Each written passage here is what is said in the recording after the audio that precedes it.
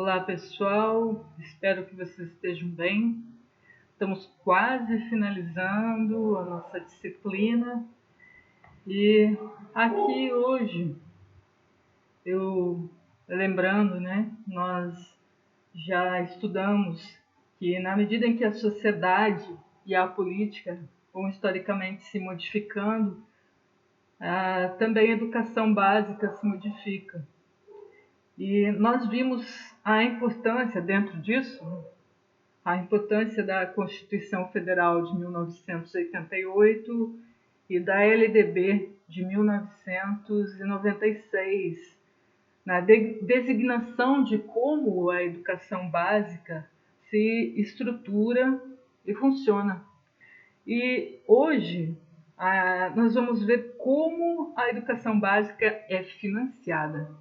E por isso esse tema da aula, fontes de financiamento do ensino fundamental e médio. Vou mostrar alguns detalhes importantes e sugerir materiais complementares para que vocês possam, na medida dos seus interesses, se aprofundarem mais em torno dessa questão.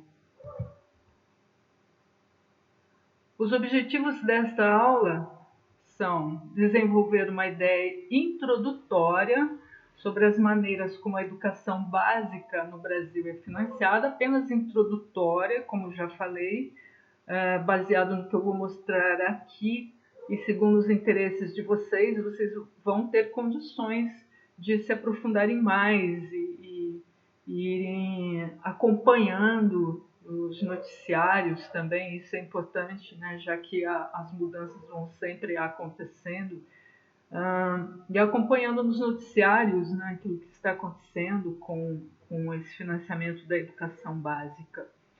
E outro objetivo é conhecer mudanças recentes da legislação federal em torno da questão. Nós tivemos uma mudança importante no segundo semestre de 2020. Vamos falar um pouco sobre ela também. Analisar criticamente as possibilidades de concretização dos avanços propostos por tais mudanças. E é exatamente essa análise crítica que cada um de vocês tem que desenvolver individualmente. Eu vou apenas propor algumas possibilidades de introdução ao assunto do financiamento da educação básica no nosso país. Para introduzir essa conversa, eu selecionei esses tópicos.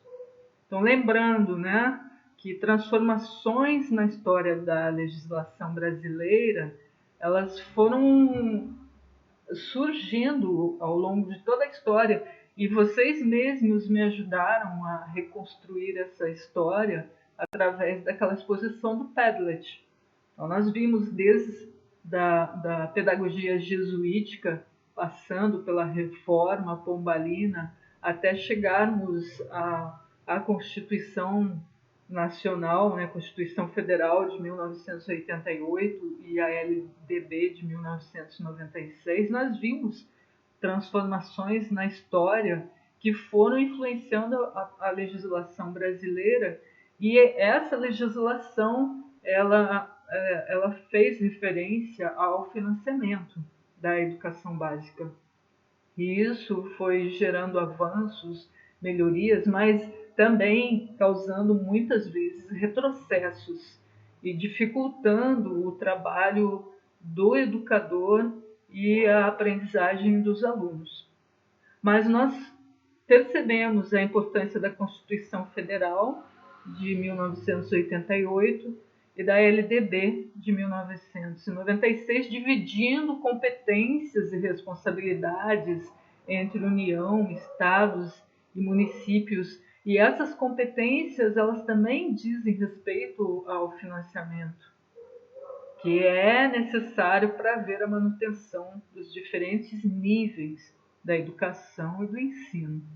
Dentro disso é que foi criado o Fundo Nacional de Desenvolvimento da Educação Básica, o Fundeb.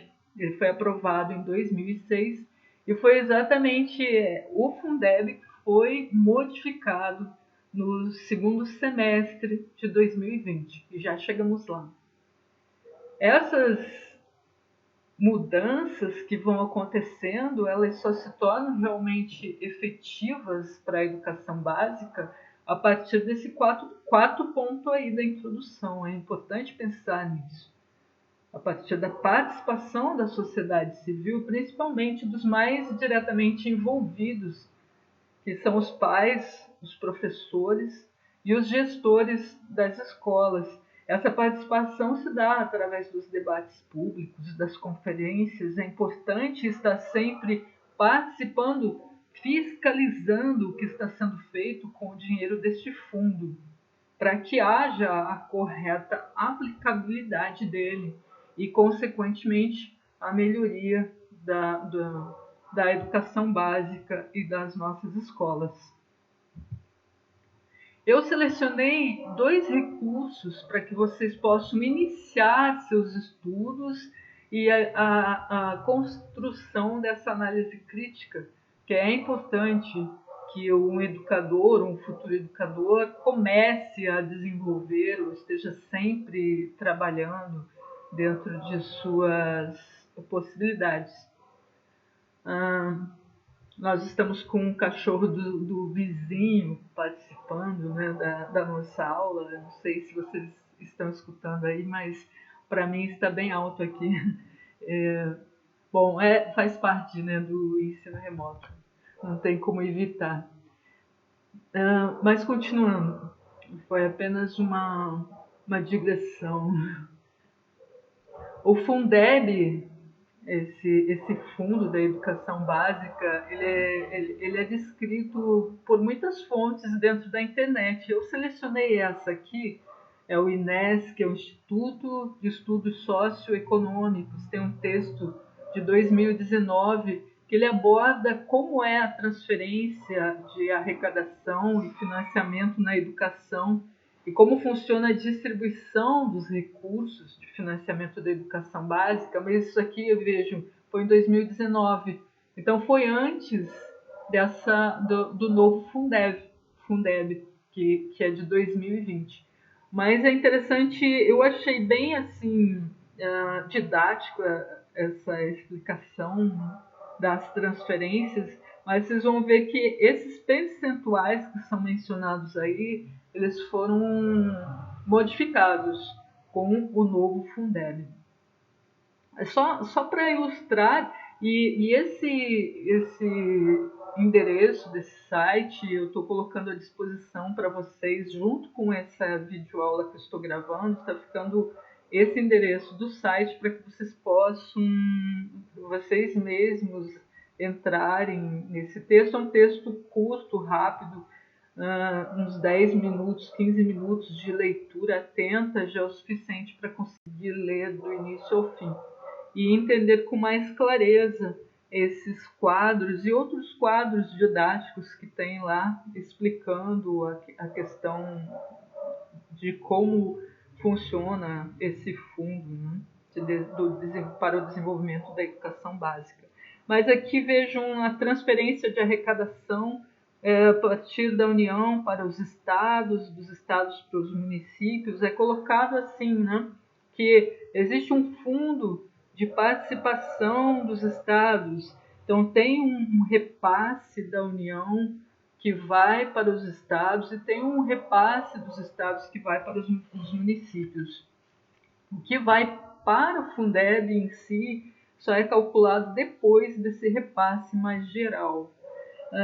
E o que é, qual é a fonte as fontes, né, dessa arrecadação? São os impostos que a União cobra do cidadão, das empresas. Esses impostos custeiam as políticas públicas. Também são as taxas ou tarifas públicas por fornecimento de serviços. Lembrem que sempre que fazemos um documento, né, solicitamos a expedição de um novo passaporte, qualquer coisa desse tipo, a gente paga taxa, né, tarifa pública. Então, essas taxas e mais contribuições Então, impostos, taxas e contribuições. Contribuições são cobradas sempre que, por exemplo, um imóvel é valorizado por alguma benfeitoria feita na região em que o imóvel está situado. Aí o governo cobra do contribuinte, né? Uma contribuição por ter sido feita uma benfeitoria que valorizou o imóvel do proprietário. Então é isso, impostos, taxas, contribuições, tudo isso é a arrecadação. A arrecadação da União, obviamente, que é maior que a dos estados, e a dos estados é maior do que a dos municípios. E é feito, então, esses repasses. Depois, esse cálculo, vocês veem ali, tem um número de 18%, no caso da União, né, 18% dos impostos vão para o Fundeb, aí 25% dos estados, a arrecadação dos estados vai para os municípios, e 25% da arrecadação dos municípios vão para o Fundeb. Esses percentuais, eles estavam previstos na Constituição Federal de 1988, mas eles não se tornaram realmente efetivos. Me parece que a nível de União estava em torno apenas de 10% dos impostos que eram transferidos, que eram repassados para o Fundeb. E agora o novo Fundeb vai trazer a possibilidade, a ideia é que esse percentual vá sendo gradativamente aumentado ao longo dos anos, e já vou mostrar isso também para vocês. Esse segundo quadro, como funciona a distribuição dos recursos de financiamento da educação básica, aí nós vemos, então, de novo, aqueles mesmos valores que estavam na Constituição Federal de 1988, são os 18% dos impostos da União, 25% dos impostos e transferências recebidas dos estados, 25% dos impostos e transferências recebidas pelos municípios, tudo isso, então, formando o Fundeb e com a finalidade de manter, né, a manutenção e o desenvolvimento do ensino.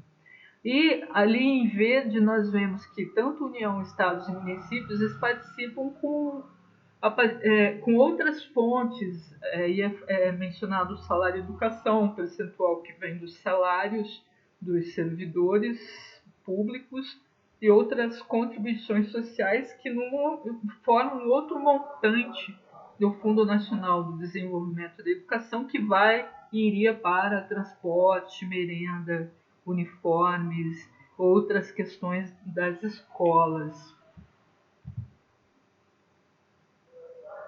Mas, enfim, o que esse fundo financia? Aqui estão alguns elementos daquilo tudo que nós estávamos estudando na disciplina, em torno de estrutura e funcionamento da educação básica.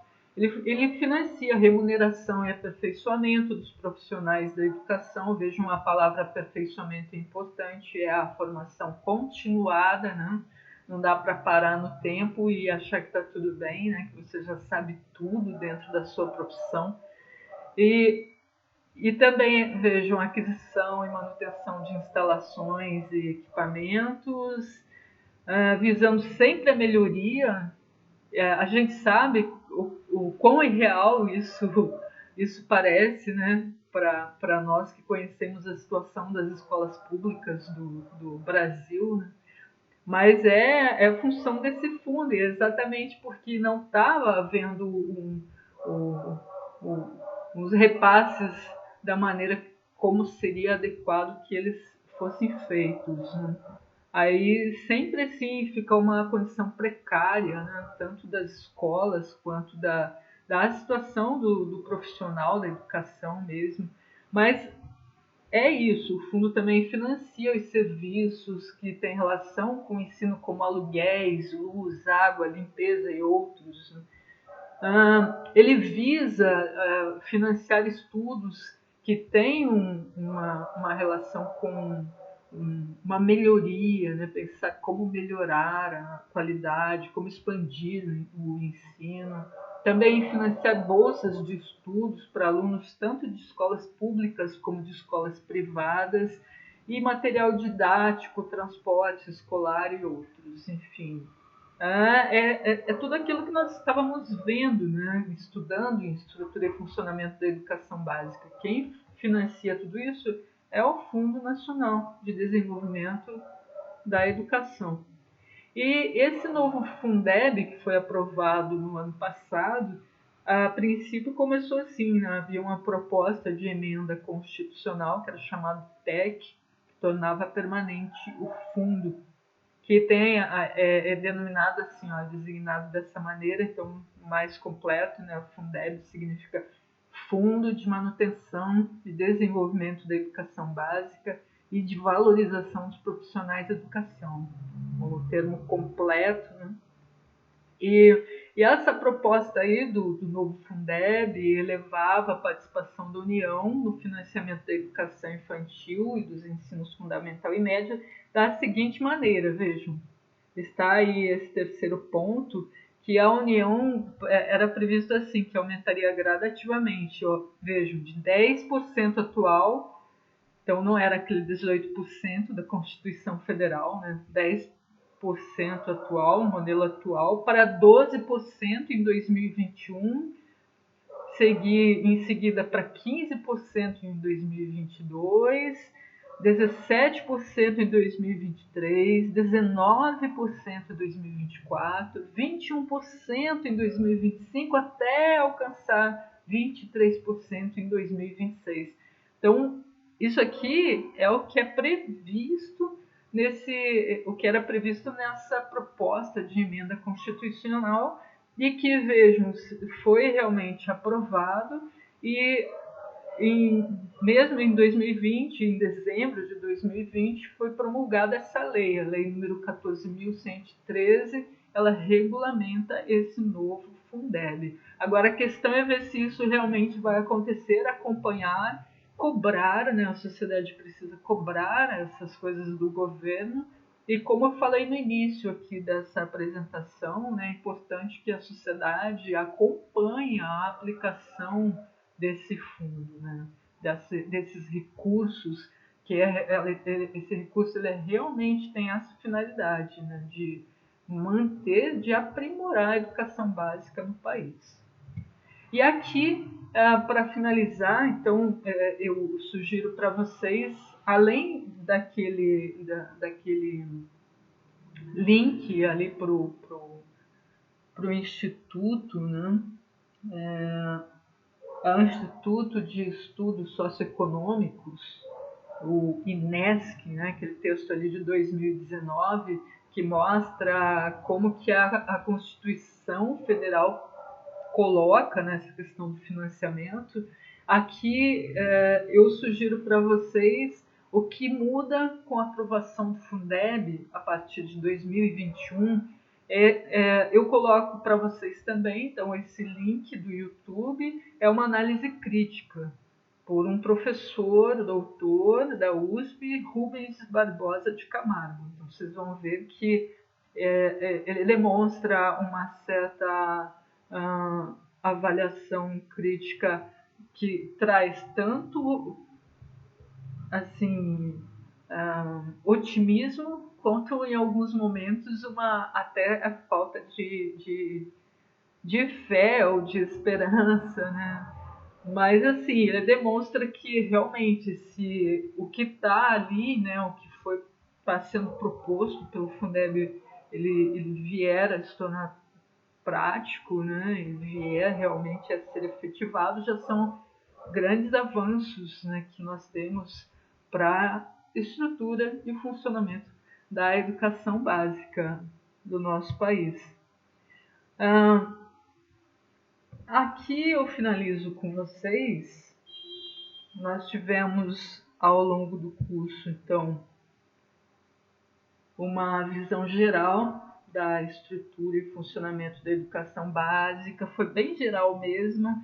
Eu, em muitos momentos, preferi assim, simplificar, exatamente devido às limitações que o ensino remoto nos oferece, a dificuldade que até mesmo às vezes o acesso à internet de muitos de vocês pode lhes causar até um aumento, né, nessas limitações. Para alguns, eu sei que talvez não para todos, mas foi o que nós tivemos. Então, foi essa visão geral.